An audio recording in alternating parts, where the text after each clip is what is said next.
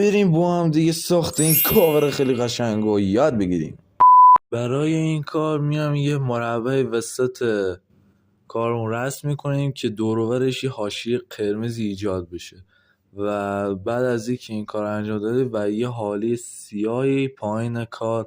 ایجاد میکنیم و بعد از این کار که این دوتاشو قفل میکنیم و یه شیپ دیگه هم ایجاد میکنیم که طول و عرضش رو یکی میکنیم، درستش میکنیم، در جای درستی قرارش میدیم، حالا هر جوری هم خودتون خواستیم. و اینجا هم میایم رنگ زرد و اینجا وارد میکنیم که خیلی سریعه، به خاطر اینکه حالا زمان آموزش زیاد نباشه، حالا شما دوباره از اول ببینید. و بعد از این میایم اینو سیاه میکنین و